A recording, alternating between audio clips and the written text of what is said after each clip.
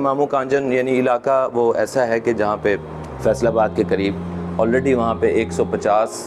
گھروں میں راشن تقسیم ہو رہا تھا، اور ان کا پہلا اینول ایونٹ تھا، ایک سال ان کو ہوا، تو ایک سال میں انہوں نے 150 گھرانوں تک اپنی رسائی حاصل کی ہوئی تھی۔ وہاں کے پریزیڈنٹ کا مجھے فون آیا، جو میں نے پہلے بھی بتایا، but it is going to be recorded, کہ انہوں نے کہا جی کہ ہمارا اینول ایونٹ ہے، تو ہم چاہتے ہیں کہ آپ ڈرامیٹک پرفارمنس دیں آ کے، تاکہ ہم کچھ اور لوگوں کو لانا چاہتے ہیں اس پلیٹ فارم میں، تو ان کو ایک بوسٹ ملے گا، کیونکہ وہ پریویسلی یہاں بوسٹ دیکھ چکے تھے کہ لاسٹ 3 منتھس پہلے مارچ کے اندر میں ڈرامہ پرفارم کیا، اینڈ میں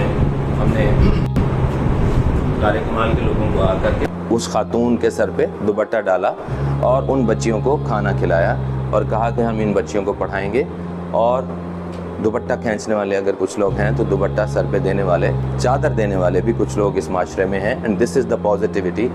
positive vibes from those people جو یہ کام کر رہے ہیں۔ تو وہ اتنا زیادہ ان کو اچھا فیل ہوا کہ آپ بلیو کریں کہ اس 3 مہینے یعنی 3 منتھس ہوئے ہیں اس بات کو لے کر، پہلے 65 فیملیز تک لوگوں کا راشن جا رہا تھا، لوگوں کی کلیکشن اتنی آتی تھی، اور ملا کے احمد پور اور یہ میں ڈیٹا بھی لیا ان سے اسپیشلی، احمد پور اور یزمان ملا کے 90 فیملیز تک تھا، but after that event and after that drama, جس میں وہ لا کر کے انہوں نے لوگوں کو ڈرامہ دکھایا اور کہا کہ یہ ہم لوگ یہ کام کر رہے ہیں، مقصد ہے 150 تک وہ پہنچ گئے ہیں، 90 سے 150 تک، اور 60 فیملیز کا راشن جو ہے in addition to that, plus یہ ہوا ہے کہ 2023 کے اندر جو ٹوٹل کلیکشن ان کی ہوئی تھی،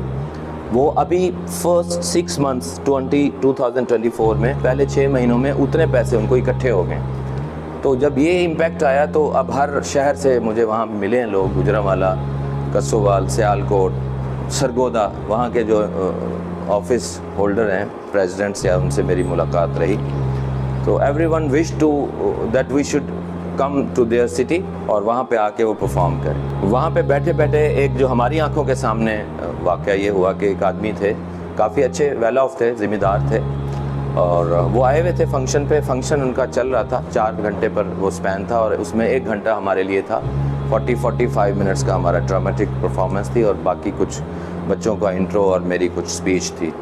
تو وہیں پہ ایک صاحب آئے ہوئے تھے، تو پہلے ہی جانے لگے کہ اچھا ٹھیک ہے میں چلتا ہوں، مطلب جیسے بندہ اکتا جاتا ہے، تو انہوں نے کہا نہیں آپ بیٹھیں، تھوڑا سا ڈرامیٹک پرفارمنس ہے وہ دیکھیں، اس کے بعد آپ چلے جائیے گا۔ تو وہ بیٹھے، اس کے بعد جو ہی بیٹھے، اینڈ میں سین کچھ اس طرح سے جذباتی ہو گیا کہ حالانکہ میں نے وہ لکھا ہے، ڈائریکٹ کیا ہے یہاں پر، لیکن اس کو ہم نے اور یوں سمجھ لیں جو ایموشنل ہم نے بنایا تھا ڈرامہ، اس کو 3 ٹائم ملٹیپلائی کر لیں، تو مجھے خود سے برداشت نہیں ہوا، جب میں آیا ہوں اسٹیج پہ تو مجھے رونا آ گیا، حالانکہ وہ لکھا ہے میں نے، ڈائریکٹ کیا، مگر بچوں نے، اذان نے ایک لڑکی کا کیریکٹر کیا جس کی بالیاں اتارنے کے لیے باپ کہتا ہے بل پے کرنا ہے، بالیاں آپ اتار دیں، تو جس طرح سے وہ ریئیکٹ کرتی ہے،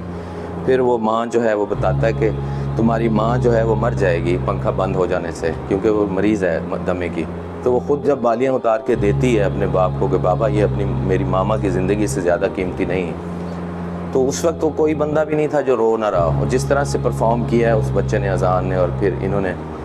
مطلب ہے کہ پھر مجھے خود رونا آ گیا، وہ سین میں برداشت نہیں کر سکتا تھا، کیونکہ پھر اس کے فوراً بعد ہی ان کو گھر سے نکالا جاتا ہے، تو وہاں ایک سوال کرتی ہے بچی کہ کیا غریب کو جینے کا حق نہیں ہے؟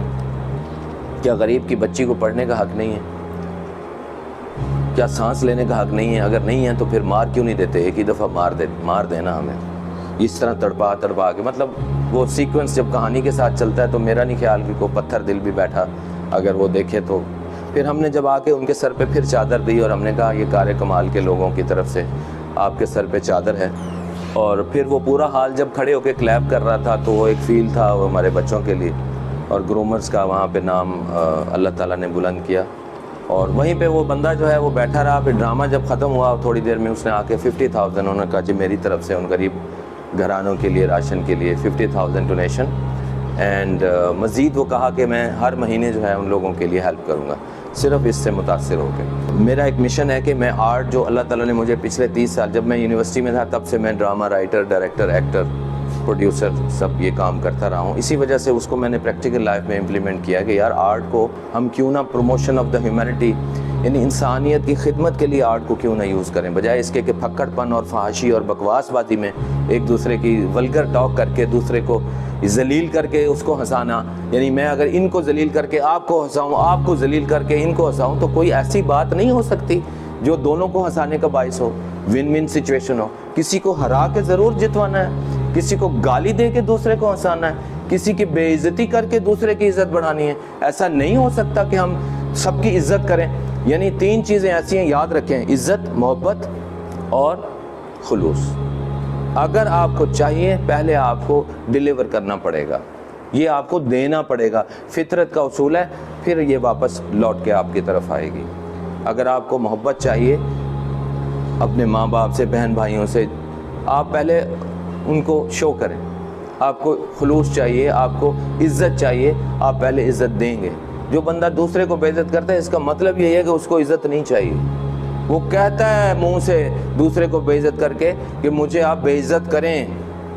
میں ڈیزرو کرتا ہوں. کیونکہ فطرت کے اصولوں میں، اللہ تعالیٰ کی کائنات میں، جو بندہ جھکا ہے پھل اسے لگا ہے.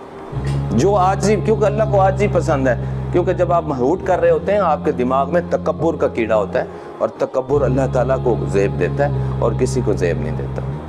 صحابہ کرام، ایک دفعہ ایسی بات ہوئی کہ اللہ تعالیٰ کے نبی نے فرمایا کہ جس کے دل میں رائی برابر تکبر ہوگا وہ جنت میں نہیں جائے گا. تو صحابہ پریشان ہو گئے کہ ہم تو پھر نہیں جائیں گے. ہم تو یہ ایکسپیکٹ کرتے ہیں، خواہش رکھتے ہیں کہ ہمارے کپڑے اچھے ہوں، ہمارا مکان اچھا ہو، گھر اچھا ہو، ہماری سواری اچھی ہو. تو یہی بات لے کر صحابہ کرام نبی پاک صلی اللہ علیہ وسلم کی خدمت میں پیش ہوئے کہ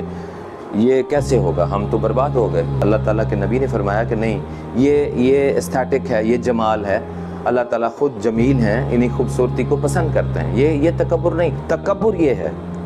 یہ ہے، یہ ہر بندہ اپنے آپ کو اس پیمانے پہ ذرا ناپ لے.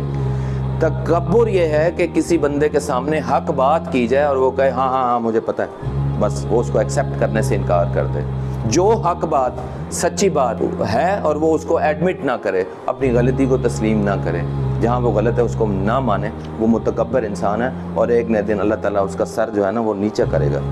تکبر کا سر ہمیشہ نیچا ہوتا ہے، یہ یاد رکھ لیں آپ.